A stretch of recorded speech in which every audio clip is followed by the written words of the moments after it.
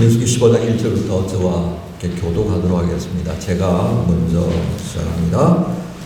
여호와께서 모세에게 말씀하여 이르시되 이스라엘 자손에게 말하여 그들에게 이르라. 너희는 내가 주어 살게 할 땅에 들어가서 여호와께 화제나 번제나 서원을 갚는 제사나 낙헌제나 정한 절기제에 소나 양을 여호와께 향기롭게 드릴 때에 그러한 헌물을 드리는 자는 고운 가루 10분의 1에 기름 4분의 1을 힘을 섞어 여호와께 소제로 드릴 것이며, 번제나 다른 제사로 드리는 제물이 어린 양이면 전제로 포도주 4분의 1 흰을 준비할 것이요, 순양이면 소제로 고운 가루 10분의 2에 기름 3분의 1 흰을 섞어 준비하고, 전제로 포도주 3분의 1 흰을 드려 여호와 앞에 향기롭게 할 것이요, 번제로나 서원을 갚는 제사로나 화목제로 수송아지를 예비하여 여호와께 드릴 때에는 소제로 고운 가루 10분의 3 에바에 기름 반 흰을 섞어 그 수송아지와 함께 드리고, 전제로 포도주 반 흰을 드려 여호와 앞에 향기로운 화제를 삼을지니라. 아멘. 오늘 말씀 본문을 중심으로 해서 하나님께 드릴 예배를 위한 제목이라는 제목으로 이렇게 말씀 나눕니다. 먼저 우리 PPT 한번 볼까요? 파란 장미입니다. 파란 장미. 여러분, 파란 장미 혹시 좀 보신 기억이 있나요? 잘 못 봤을 겁니다. 근데 이 파란 장미가 유전학자들의 조작을 통해서 파란 장미가 나오게 됐습니다. 파란 장미의 꽃말은 불가능한 것, 가질 수 없는 것, 이룰 수 없는 사랑이란 꽃말을 가지고 있습니다. 왜 이런 꽃말에 이름이 붙었을 것 같아요? 이런 꽃말이 붙었을 것 같아요? 왜, 어떻게? 파란 장미를요, 만들기 위해서 한국을 위시해서 유전 관련 이 분야가 좀 발전해 있는 나라는 다 뛰어들었다고 봅니다. 그런데 어느 나라에서 성공했을 것 같아요? 어떤 나라일 것 같아요? 일본인데, 일본. 그 바람에요, 이 파란 장미를 만들려고 연구소를 차리고 투자했던 한 30여 개국이 망해버렸습니다. 그 연구소가 다 망해버렸어요. 이런 거는 만들고 나면 이제 특허가 붙기 때문에요, 로열티가 엄청납니다.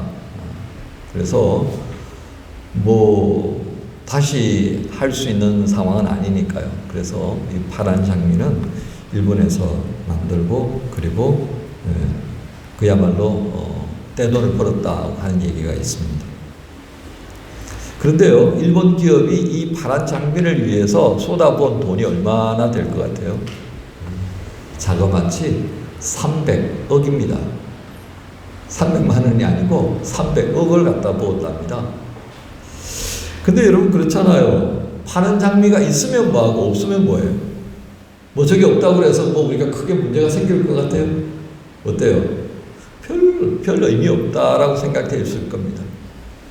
그런데도 사람은 뭘 해요? 300억을 들여가지고 파란 장미를 만들려고 그냥 밤잠을 안 자고 연구를 거듭했다는 게 굉장한 아이러니입니다. 파란 장미를 만들었다고 해서 세상이 바뀌어져요? 아프리카 이제 기근이 심한 나라에 양식이 더해져요? 그렇지 않았다는 겁니다. 저 파란 장미를 통해서 우리는 뭘 생각하게 됩니까? 인간의 욕망이라는 게 끝이 없구나.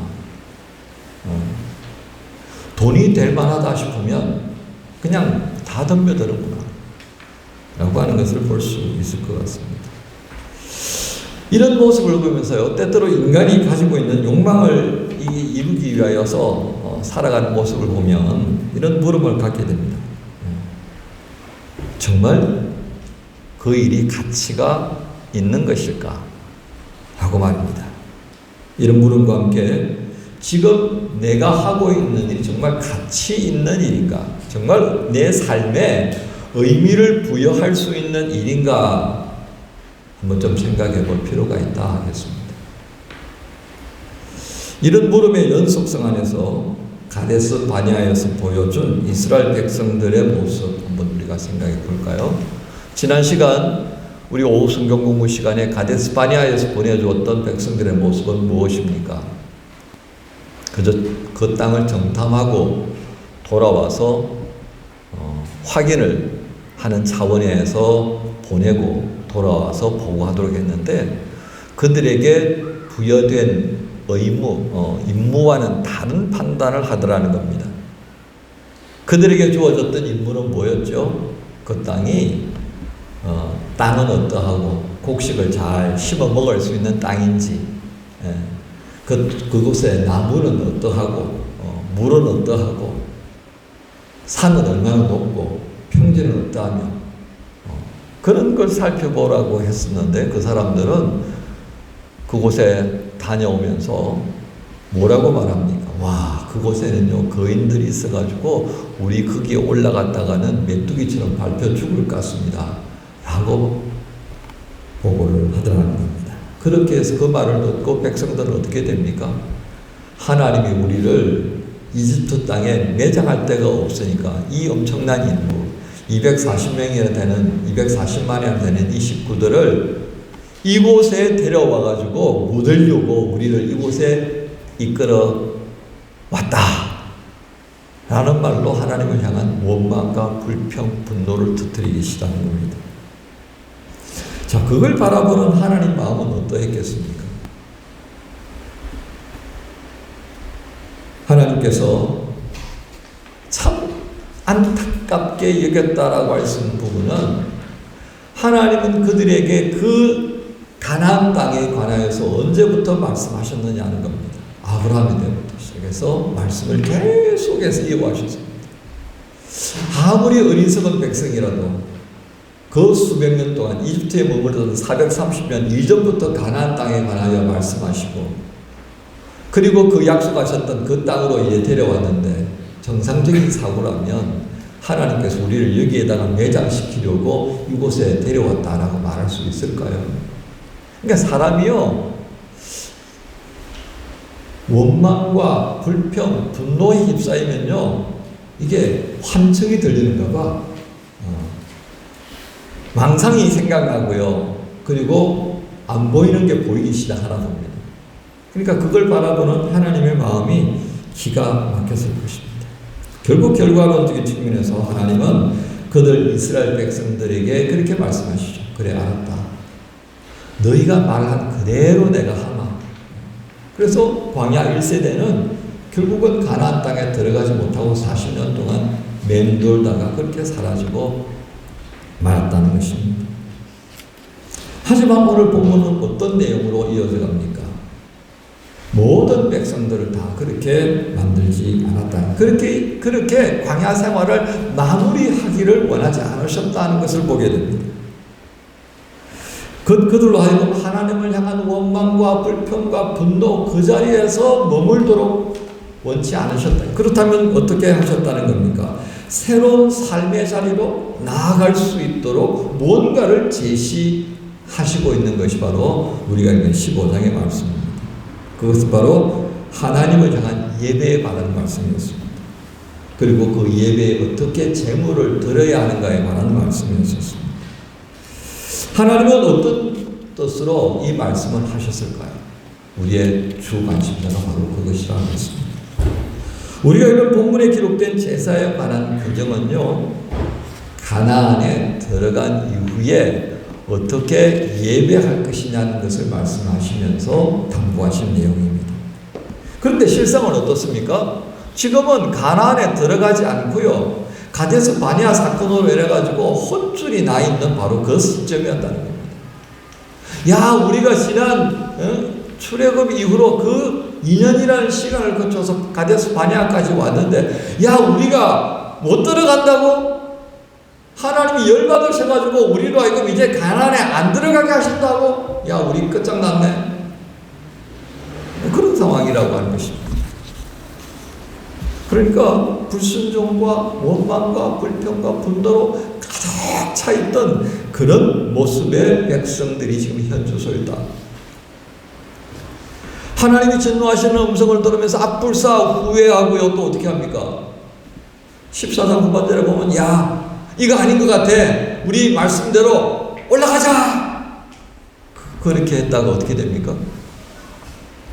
원주민들한테 두들겨 맞아가지고 또 패가 망신하는 상황을 경험한 순간입니다.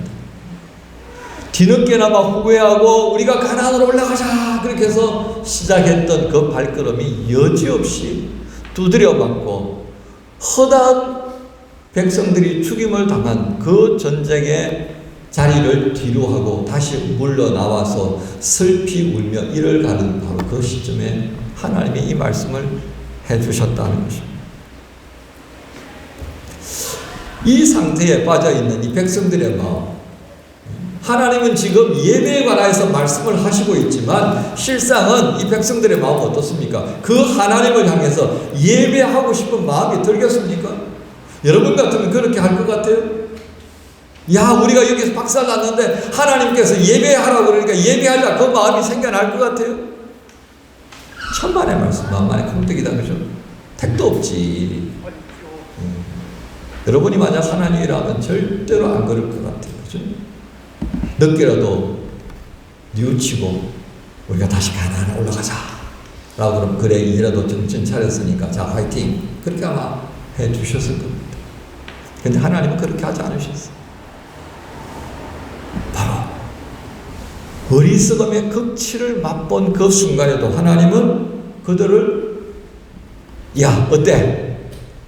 한번 혼나고 나니까 정신 번쩍 들지? 이렇게도 하지 않으시면서 다음의 말씀을 15장에서 시작하셨다는 겁니다. 여러분 PPT 올려주실래요? 오늘 하나님께서 15장을 통하여서 말씀하시는 제사에는요 5가지가 포함되어 있습니다. 그 제사 5가지가 곧 번제, 소제, 화목제, 속죄제, 속건제라고 하는 거예요. 여기에 대한 자세한 내용이 레위기에 써져 있는데요. 이 제사를 때 하나님께 허락되는 제사는 어떻게 드려야 하는지를 세세하게 설명해 주셨다는 겁니다.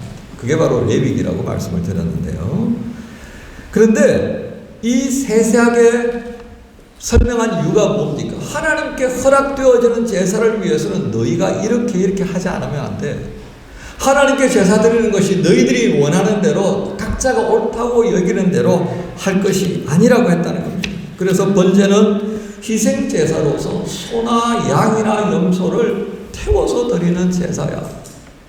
이 번제에 해당할 때 너희는 속죄 제사나 속건 제사나 화목제 제사 그 제사를 드릴 때 번제로 올려드려야 돼 라고 하는 설명을 곁들입니다. 소제는 뭐냐? 소제는 곡식으로 드리는 거예요. 곡식을 가루로 잘 빻아서 어떤 경우는 오늘 본문에 있는 말씀대로 그 가루에다가 기름을 부어서 그리고 그걸 잘 뭉쳐서 드리는 경우도 있고요. 이렇게 해서 곡식으로 드려지는 이 소제는 매우 분명한 특징이 하나 있습니다. 잘 빻아서 드려야 된다는 겁니다. 잘 빻아서 가루로. 그래서 잘 반죽이 될 수 있는 그런 모습이 되어야겠다는 겁니다. 그래서 그걸 가지고 기름을 넣어서 과자를 만들든지 삶든지 구워서 그렇게 하나님께 드리는 것이 제사 소제다. 그 다음에 화목제는 어떤 거냐면 하나님께 감사하고 하나님께 약속했던 것이 있어요. 그걸 또 이루어 드렸을 때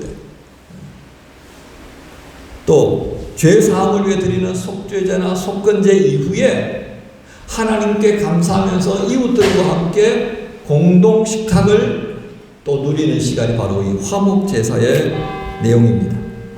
그리고 속죄제사는 회개와 함께 죄 용서와 관련되어진 제사고요. 속건제는 배상에 관한 제사입니다. 배상.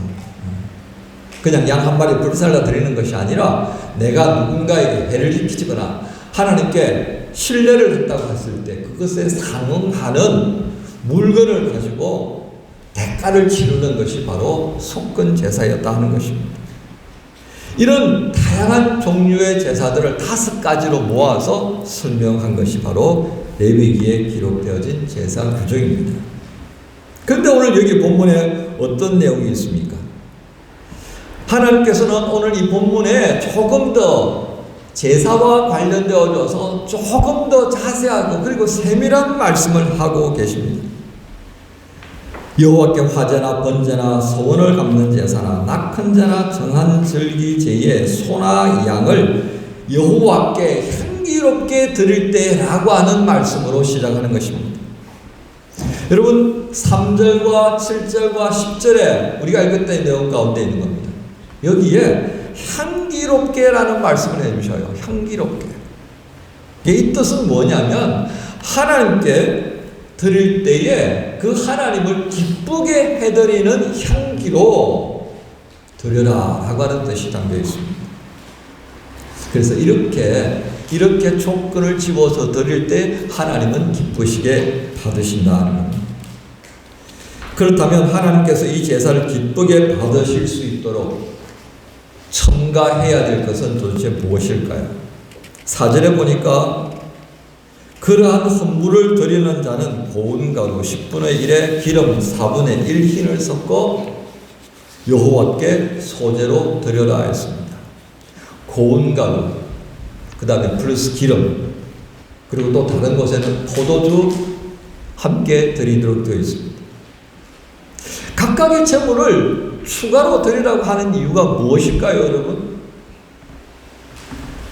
여러분 앞에서 말씀드렸던 이 소제의 의미를 다시 한번 가져오겠습니다. 소제는 곡식을 수확하고 난 다음에 잘 말려서 그리고 그걸 잘 빠야 한다는 것입니다. 가루로 내는 거예요. 근데 대충 가루로 내는 것이 아니라 아주 가는 가루로 만들어야 한다는 것입니다. 그래야만이 거기에 기름이 더해질 때 잘 뭉쳐지게 됩니다. 자, 여러분 보세요. 처음에는 그저 알곡의 상태로 있어요. 곡식에 수확되어질 때 알곡의 상태로 있다가 그 껍질을 벗기고 잘 빻아서 가루로 만들고 난 다음에 기름을 붓고 나면 이제 반죽되어져서 누가 원하는 대로 만들 수 있어요? 제사장이 원하는 대로 만드는 모양이 새로운 모양이 되어버립니다. 자그마한 그 나다리, 미라리, 이제는 어떤 모양으로 되었다고요? 제사장이 하나님께 드릴 수 있는 원하는 모양으로 큰 빵도 될 수 있고 작은 빵도 될 수 있고 작은 과자도 될 수 있고 수제비도 될 수 있고 굉장히 다양한 모습으로 바뀌어질 수 있다는 것에 주목합시다. 그리고 포도주는 어떻게 만들어집니까? 포도즙을 짜서 포도를 따서 즙을 만들어서 숙성을 시켜야만이 만들어질 포도주입니다. 구약 성경에 기록되어진 내용 가운데에 이제 이 가루를 반죽할 때 쓰는 기름에 대해서 한번 가만히 생각해 보십시오. 구약 성경에 기록된 이 기름, 이건 감람유, 또 우리 그 독일어 성경에는 올리브 기름으로 표시되어 있죠. 이 기름은요, 구약 성경에 성령의 임재를 표현할 때 사용합니다. 언제 그렇게 사용했을 것 같아요? 제사장 위임식 때 반드시 구별되지 감람유를 붓게 됩니다. 또 여러분 기억하시죠? 사무엘이 사울을 왕으로 세울 때 어떻게 합니까? 뿔에다가 그 기름을 채워가지고 가서 사울 왕의 머리에 붓습니다. 다윗을 또 구별하여 세울 때 사울 왕 몰래 이새의 집에 찾아가가지고 목동으로 들판에 나가 있던 다윗을 불려다가 그 위에 머리에다가 기름을 붓는 장면을 보게 됩니다. 성령의 임재를 통해서 구별되어지는 존재로 세우게 될 때에 바로 이와 같은 기름을 사용했다는 겁니다. 여러분 여기에 등장하는 가루로만 드리는 것이 아니라 그 가루에 기름을 부어서 반죽을 하고 어떨 때는 구워서 어떨 때는 삶아서 그렇게 드려지는 의미를 한번 생각해 보셔야 됩니다. 포도즙을 드리는 것이 아니라 포도즙을 숙성시켜서 포도주로 드리는 이유를 생각해 볼 필요가 있겠습니다.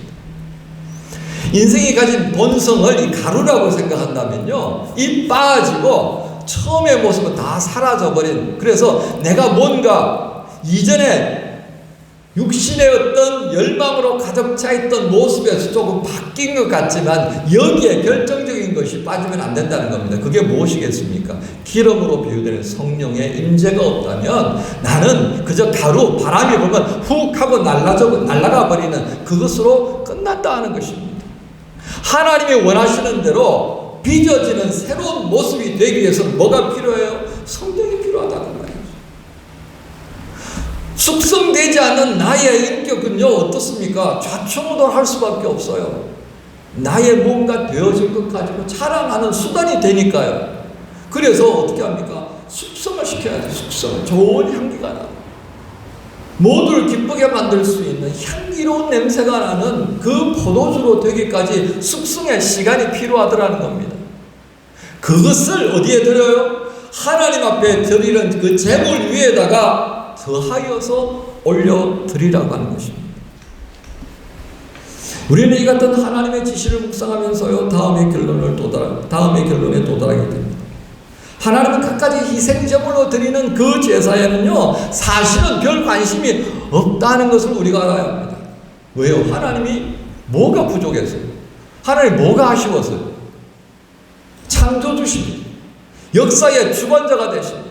모든 것을 다 가지셨고요, 모든 것을 다 거느리시는 그 하나님이 뭐가 부족해서 우리가 드리는 그 양 한 마리에 기분이 째지겠습니까? 천만의 말씀. 하나님의 뭐가 부족해서 우리가 드리는 곡식으로 만든 그 소재, 그것에 기뻐하시겠습니까? 아니라고요. 이 제물에 추가되어지는 이 모습을 통해서 하나님은 도대체 뭘 기대하시겠습니까?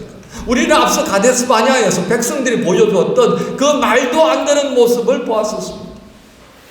자기 옆에 도사리고 있는 그 산족의 커다란 덩치 큰 모습, 미지의 세계와도 같은 그 가나안 땅의 지형들이 그들에게 두려움을 가져왔었습니다.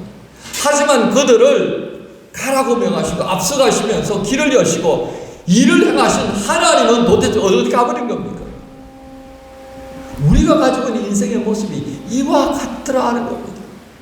믿음이 있어서 하나님을 따르는 것 같지만 조그만 어려움이 내게 다가오면 그냥 낙담하고 불평하고 원망하고 하나님 없는 것처럼 살아가는 나의 모습이 바로 이스라엘 백성들인 거죠. 그러니까 그들을 향해서 이제 너희가 예배할 때 그 제물 위에다가 뭘 더하라고요? 소재를 더하고요, 포도주를 더하라고요. 결국 이게 무엇을 의미하겠습니까? 사무엘상 15장 22절부터 23절에 하나님께서 사무엘을 통해 빗나가는 선수가 되어버린 사울 왕에게 전하는 말씀이 있습니다. 우리 같이 한번 읽어볼까요? 사무엘상 15장 22절부터 23절입니다. 같이 합니다. 시작. 사무엘이 이르되 여호와께서 번제와 다른 제사를 그의 목소리를 청종하는 것을 좋아하심같이 좋아하시겠나이까. 순종이 제사보다 낫고 듣는 것이 수장의 기름보다 나으니 이는 거역하는 것은 점치는 죄와 같고 완고한 것은 사실 무상에게 절하는 죄와 같음이라. 왕이 여호와의 말씀을 버렸으므로 여호와께서 왕을 버려 왕이 되지 못하게 하셨나이다. 하나님께서 사울 왕에게 바랐던 게 무엇입니까? 그 기름진 소들, 양들, 염소들 노획해가지고 그거 올려드리는 걸 기다렸겠습니까? 아니었다는 겁니다. 순종이었습니다. 야, 내가 좀 말하는 대로 좀 해봐라. 아말렉 가서 좀 치라 그러면 가서 쳐. 그런데 그렇지 않았다는 겁니다. 가데스 바냐에 정탐꾼 보내고 난 다음에 봤지, 하나님께서 너희들에게 약속한 땅 기가 막히게 좋은 땅이지, 그거 보고 오라고 하셨다는 겁니다. 그런데 뭘 보고 와요? 와, 겁나게 큰 거인족들이 있습니다. 숲속은요, 그 안에 뭐가 있는지 모를 정도로 굉장히 울창합니다. 무서워서 못 들어가겠습니다. 이것이 하나님보다도 다른 것에 대해서 두려움과 공포를 느끼는 인생들의 모습. 조그마한 어려움 앞에서 벌벌 떠는 우리 인생의 모습이 아닌가 하는 것입니다. 그런 백성들에게 오늘 바른 예배 생활을 통하여서 하나님 앞에 너희가 정말 합당한 예배의 모습이 되는 것은 바로 이것이다 라고 말씀하시는 겁니다. 어떤 면에서 보면 오늘 말씀하신 15장의 이 예배는 결국 누가 드릴 예배가 되겠습니까? 자신들이 아닌 그들의 자녀들이 가나안 땅에 들어가서 드릴 예배라고 할 수 있을 것입니다. 하지만 이 예배는 누구한테 배워줘야 돼요? 여러분, 이 예배가 누구한테 배워줘야 한다는 것입니다. 지금 1세대예요, 1세대. 야, 우리 인생은 여기서 끝났어. 뭐 해봐야 별 소용없어. 라고 하는 광야 1세대들에게서 배워줘야 한다는 것입니다. 우리는 이 장면에서요, 하나님의 매우 치밀하신 계획을 보게 됩니다. 비록 그들의 불신앙으로 인해 가나안에 들어가지 못하지만 그들의 자녀들은 바른 예배 생활을 통해서 이제 지금 겪고 있는 절망이 아닌 소망의 단계로 넘어갈 수 있도록 너희가 함께 수고하라고 하는 것이었습니다. 그렇습니다. 불순종이 아닌 순종을 배우고 하나님께 합당한 예배 생활을 지금이라도 실천하도록 그렇게 당부하신다 하는 것입니다. 이렇게 살아가는 그 과정 자체가 결국 무엇이겠습니까? 모든 이스라엘 백성들에게 주어진 소망이다라고 할 수 있을 것입니다. 이 말씀을 통해 멀리 있던 가나안이 아니라 자신들의 삶에 다가온 가나안에서의 삶을 준비하도록 그리고 실천하도록 당부하시는 하나님의 마음을 헤아릴 수 있어야 하겠습니다. 그렇습니다. 오늘 말씀에처럼 광야 1세대가 가졌던 절망, 원망, 불평하던 이 열심이 이제는 예배를 위한 열심, 1세대와 2세대가 함께하는 그 예배, 그것을 통해 하나님을 향한 불순종의 자리에서 순종의 자리로 넘어갈 수 있도록 그들의 잘못된 열심들이 다시 한번 제 자리를 갖게 되어지는, 그래서 참된 순종의 열심으로 바뀌는 기회를 바로 이 예배를 통해서 경험하고 실천하도록 길을 여셨다 하겠습니다. 우리 이제 하나님께서 40년 광야 생활을 시작한 백성들에게 가나안에 들어가서 드릴 이 예배에 관한 말씀이 비로소 낙담한 백성들 모두에게 주시는 소망의 말씀이며 그 자녀들에게 이제는 또 온전하신 하나님과 함께 그 소망을 이루어갈 수 있도록 준비시켜가는 과정에 주신 말씀이다라고 정리할 수 있겠습니다. 하지만 여러분, 오늘 말씀을 보다시피 이 소망은 어떻습니까? 제사를 통해 순종을 배우고 그리고 하나님께 자신을 내어드릴 수 있는 곱게 빠지고 성령의 기름 부음을 통하여서 헌신되어지도록 자신을 내어주는 이 결단을 통해서 만들어질 수 있다는 것, 가능하다라고 하는 것을 보아야 하겠습니다. 그렇습니다. 빠져서 가루가 되고 성령의 기름 부음을 통해 모아지고 하나님께서 원하시는 대로 빚어질 수 있는 새로운 존재가 되어지는 모습, 그리고 포도즙을 아닌 자연 상태에서 만드는 포도즙이 아닌 숙성되어져서 포도주가 되어지는 그 과정을 통해서 하나님께서 바라시고 기대하시는 이스라엘이 되어져가는 그 모습, 그렇게 해서 드려지는 예배를 받기 원하시는 하나님의 마음, 그것을 충족시켜 드리는 예배가 참으로 향기로운 예배가 될 것이라고 하는 것을 말씀해 주십니다. 여러분, 이처럼 언제나 하나님이 받을 수 있는 조건이 충족되는 과정을 동반하지 않는다면 우리는 결코 하나님의 마음을 움직일 수 없는 그런 종교 행사가 될 것이라는 것입니다. 군대에서 교회 갈 때를 뭐라고 표현하는지 압니까? 야, 종교 행사 참석할 사람 나와. 종교 행사 참석할 사람 나와. 어느덧 우리 기독교인들의 신앙생활이 종교화되어져 가고 있다는 것을 보아야 합니다. 하나님이 나를 위해서 수고할지언정 내가 하나님을 위해서 수고해야 되는 것은 점점 잊혀져 가고 있다는 말이 되겠습니다. 여러분, 불순종의 마음을 내려놓지 못했던 10명의 정탐꾼들이 그 긴 시간 가나안을 정탐한 결과가 무엇이었습니까? 그 수고 참으로 헛된 결과를 가져왔습니다. 우리의 수고가 조금은 의미 있는 결과를 가져와야 하지 않겠습니까? 여러분, 젊은 날에 이 시간 할 것 얼마나 많죠? 여러분, 그렇죠? 오늘 예배 마치고 가서 뭐하고 다음 주에 뭐하고 헤아려 보면 정말 흥미진진한 일들이 굉장히 많을 것입니다. 그럼에도 불구하고 그거 스톱하고 교회 나와서 예배 드리지 않습니까? 그렇다면 여러분, 그 수고에 걸맞는 좋은 결과가 있어야 하지 않겠습니까? 그렇다면 오늘 우리가 드리는 이 예배, 하나님께서 기뻐 받으실 수 있는 그 예배를 위한 열심을 좀 내어야 할 필요가 있겠습니다. 그래야 우리가 드려지는 이 예배를 통해 하나님이 기뻐하시고 그 기뻐하시는 하나님과 함께 우리의 삶에 떨어지는 떡고물이 좀 다르지 않겠습니까? 하나님이 기뻐 받으실 수 있는 그 예배를 준비하라고 하시는 이 말씀 앞에서 우리는 성령의 도우심이 얼마나 필요한가를 알게 되었습니다. 하나님 앞에 우리가 조금 더 겸손해야 될 이유가 바로 여기에 있다 하겠습니다. 성령의 도우심을 구한다는 것은 바로 나의 한계를 고백하고 주님 도와주세요 하고 손을 내미는 것과 똑같습니다. 오늘 말씀을 들으면서 하나님께 온전히 드리는 헌신의 모습이 예배인 것을 기억하십시다. 온전한 헌신을 위해 조금 더 빠져야 하고 성령의 기름 부음 안에서 조금 더 뭉쳐져서 주님이 원하시는 대로 빚어질 수 있는 그 모습을 꿈꾸면서 온전한 헌신의 모습으로 예배하는 그날을 바라보며 또한 한 주간을 시작하십시다.